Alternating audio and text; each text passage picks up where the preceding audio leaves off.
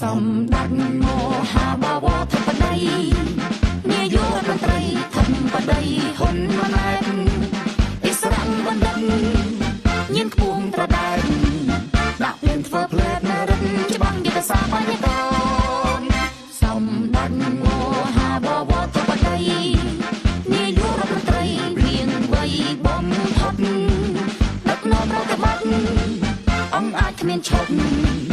ធានាមោះមុតលឿនឈ្មោះប្រាយាជូនជាតិលោកចំពាវបណ្ឌិតបេច័ន្ទមុនីឧត្តមភរិយារួមគ្នាថ្មីគ្មានទឹកចិត្តសប្បុរសជ្រុំវប្បធម៌ជាតិទឹកគូមិនឃ្លាតសុខភាពសាធារណៈ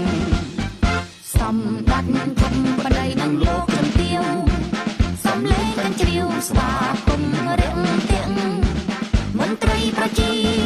កងកម្លាំងស្មោះស្ម័គ្រគាំទ្រដាច់ខាតស្រឡាញ់គោរពអនុវត្តសម្ដេចធិបតីគោលទ្វារសេដ្ឋកិច្ចនីតិត្រៀមស្រេចទទួលវិនិយោគនយោបាយសន្តិភាពគ្រឹះមុំបំផុតសម្ដេចមហាបាវរធិបតីនាយករដ្ឋមន្ត្រីធិបតីហ៊ុនម៉ាណែតអិសរាជបណ្ឌិតញៀនខ្ពស់ត្រដែតដាក់ភ្លើងធ្វើផ្លែតរិទ្ធច្បាំងយុទ្ធសាស្ត្របញ្ញកន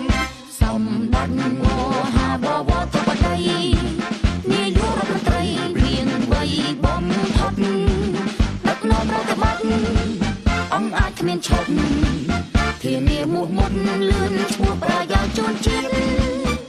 លោកចំពាវបណ្ឌិតបេច័ន្ទមុនីឧត្តមភរិយារួមគ្នាថ្មីគ្មានទឹកចិត្តសប្បុរសជ្រុំវប្បធម៌ជាតិទឹកគូមិនឃ្លាតសុខភាពសាធារណៈសម្ដេចធិបតីនឹងលោកចំពាវសំលេងទាំងជ្រាវស្វាគមន៍រាំងទាំងមន្ត្រីប្រជាកងកម្លាំងស្មោះស្ម័គ្រគាំទ្រដាច់